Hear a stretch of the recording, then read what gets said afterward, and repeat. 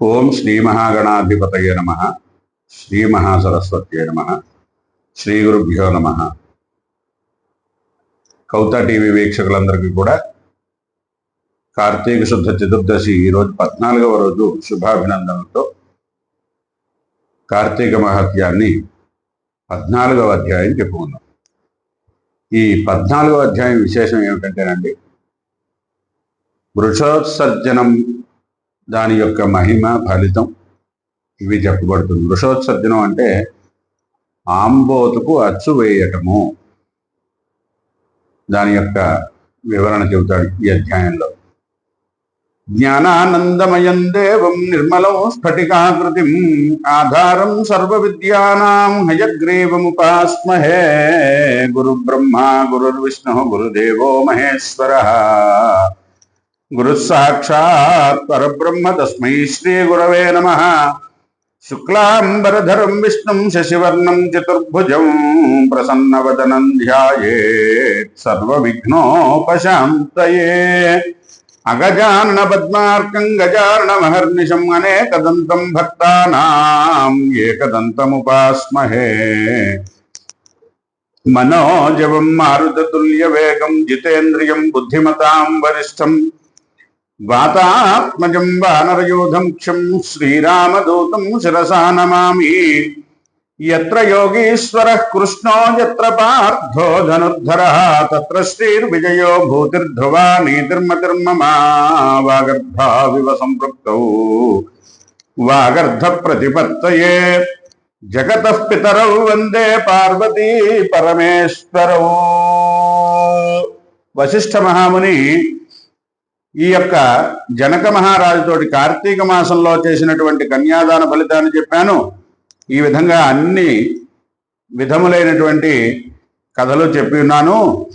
జన్మాంతరకృత పాపాలు చేసేటువంటి వృషోత్సర్జనాన్ని వివరిస్తున్నాను వినవయ్యా అని చెప్పి ప్రారంభించారటండి.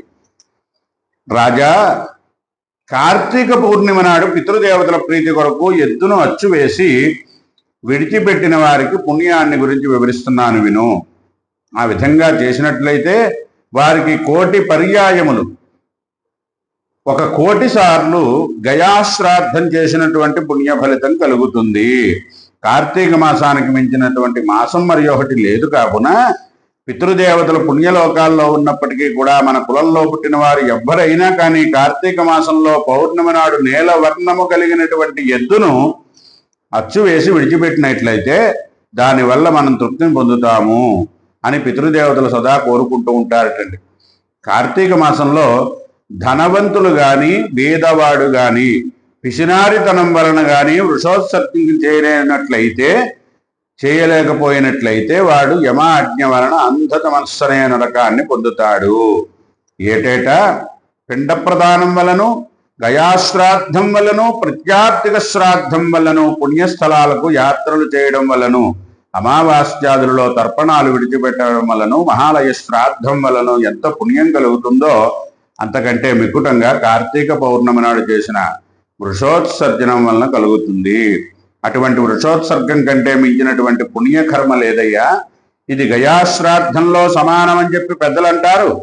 కార్తీక మాసంలో పున్నమి నాడు ఎద్దును అచ్చును వేయించిన వారికి అన్ని ధర్మాలు చేయడం కంటే మించినటువంటి ఫలితం కలుగుతుంది. కాబట్టి 1000 మాటలు ఎందుకు, దేవర్షి పితృరుణాల నుండి విముక్తి కలుగుతుంది అని చెప్పాడు. కార్తీక పూర్ణిమ నాడు దక్షిణతో ఉసిరికాయలు చేసినటువంటి వారు సర్వభూమండలానికి అధిపతి అవుతాడు. దీపదానం చేసినట్లయితే అన్ని పాపములు పోవటమే కాకుండా ఉత్తమ గతి కలుగుతుంది. 3 విధములైనటువంటి పాపములు తొలగిపోతాయి. కార్తీక పూర్ణిమ నాడు పరమేశ్వర ప్రీతి కొరకు శివలింగ దానం చేసేటువంటి వాడు ఇహలోక సుఖాన్ని అనుభవించి తరువాత జన్మాంతరంలో సార్వభౌముడవుతాడు. కార్తీక మాసంలో లింగదానం మోక్షప్రదమని పెద్దలు అంటారు. అటువంటి శివలింగ దానం చేయకుండా కార్తీక వ్రతం అనుష్ఠించినట్లయితే వారి పాపములన్నీ కూడా వజ్రపు పూత పూసినట్లు కఠినములవుతాయి. కార్తీక వ్రతం దుర్లభమని, విస్తారమైనటువంటి ఫలం ఇస్తుందని చెప్పబడిందని చెప్పి పొరుగిండ్లలో భుజించడం, పితృశేషాన్ని భుజించడం, నిషిద్ధమైన వాటిని రక్షించడం, ఇలా శ్రాద్ధ భోజనం చేయడం, తిలదానం పట్టడం, ఈ 5ంటిని కార్తీక వ్రతం చేసినప్పుడు విడిచిపెట్టాలి. అంతేకాకుండా సమ్మానాన్ని అంటే పంక్తి భోజనము, శూద్రాన్నాన్ని, పూజారి ఇండ్లలోని అన్నాన్ని, నివేదన చేయని అన్నాన్ని, ఉపనయనాది సంస్కారములు లేని వాళ్ళు అన్నాన్ని, విధవ వండినటువంటి అన్నాన్ని కార్తీక మాసంలో విడిచిపెట్టాలి. కార్తీక మాసంలో అమావాస్య పూర్ణిమల యందును, ప్రత్యార్థి శ్రాద్ధంలో ఆదివారం నాడును, సూర్య చంద్ర గ్రహణ కాలంలోనూ కూడా ఈ రాత్రి భోజనం చేయకూడదు. ఏకాదశి నాడు రేయింబగళ్ళు కానీ, రేయింబగళ్ళు నిషిద్ధ దినాల్లోనూ, వ్యతిపాత వైధృత యోగాలలోనూ, ఏకాదశి మొదటి వెనకటి దినాలైనటువంటి దశమి ద్వాదశులలోనూ కార్తీక వ్రతం చేసేటువంటి గృహస్థుడు, ఆ మాస వ్రతం చేసేటువంటి వాడు రాత్రి వేళ భోజనం చేయకూడదు. భోజన నిషేధం గల దినాలలో ఛాయానక్తం మహర్షుల చేత విధించబడి ఉండటం వలన సూర్యాస్తమయానికి ముందే భోజనం చేయాలి. దానివల్ల నక్తవ్రతం కలుగుతుంది. కాబట్టి నక్తమును అనగా రాత్రి భోజనమును చేయకూడదు. రాజా, అన్ని పుణ్యాలను ఇచ్చేటువంటి కార్తీక వ్రతం చేసేటప్పుడు నిషిద్ధ దినాలలో భోజనం చేస్తే కలిగేటువంటి పాపం ఇంత అని చెప్పలేమను. అందువలన వీటన్నిటినీ గమనించి యత్నంలో కార్తీక వ్రతం చేయాలి.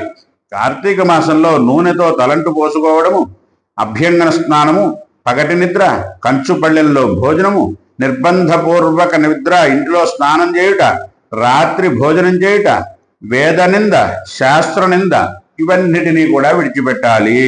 వేడి నీటితో స్నానం చేయకూడదు. దేహపటుత్వం ఉండి కూడా వేడి నీటితో స్నానం చేసినట్లయితే కళ్ళుతో స్నానం చేసినట్లు అవుతుంది.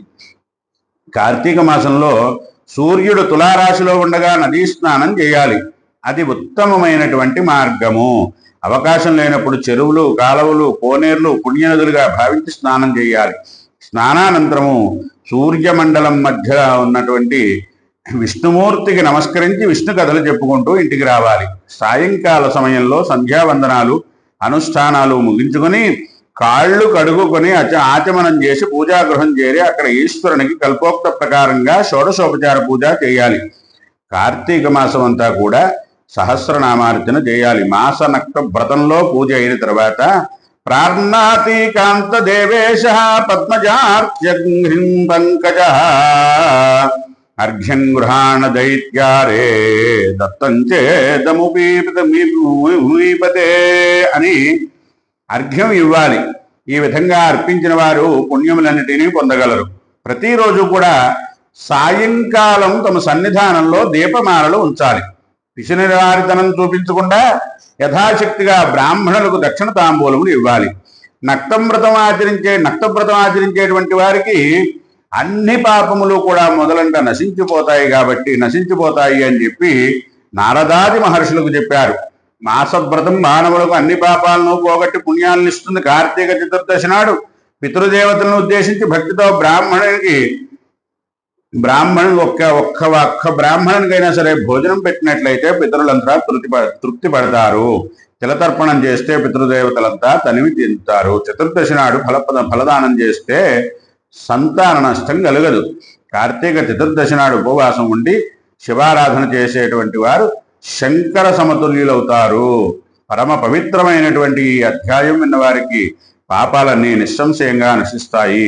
కార్తీక వ్రతం చేయని వారికి 100 నీచ జన్మల తర్వాత 200 నక్క జన్మలు, 300 పంది జన్మలు, 400 కుక్క జన్మలు, 500 పిల్లి జన్మలు, 600 ఎలుక జన్మలు కలుగుతాయి. ప్రారబ్ధ పుణ్య ఫలాన్ని చెబుతాను విను. కార్తీక వ్రతం చేసేటువంటి వారికి 15 జన్మలకు ముందే ఆ పుణ్య ప్రభావం వలన తమ నిమిత్తం వత్తులను చేర్చుకుని మరి జన్మలో జ్వాలావర్తుల సంయోగం కలుగుతుంది. కార్తీక ద్వాదశి నాడు తన పుణ్యదేహమున విష్ణువు మ్రోల గొప్ప జ్వాల కలుగుతుంది. జన్మాంతరంలో దివ్య శరీరాన్ని దాల్చి విష్ణు లోకాన్ని పొందుతారు. కార్తీక మాసం అంతా కూడా వ్రతం చేయలేనటువంటి వారు ద్వాదశి నాడైనా వ్రతాన్ని చేసినట్లయితే అతడు ఉత్తమమైనటువంటి దీపమును వెలిగించడం వలన విష్ణు లోకం పొందుతాడు అని చెప్పి వశిష్ఠ మహాముని జనక మహారాజుకు చెప్పాడు. ఇది శ్రీ స్కాంద పురాణాంతర్గత కార్తీక మహాత్మ్యాయాం చతుర్దశోధ్యాయ సమాప్తః. లోకా సమస్తా సుఖినో భవంతు.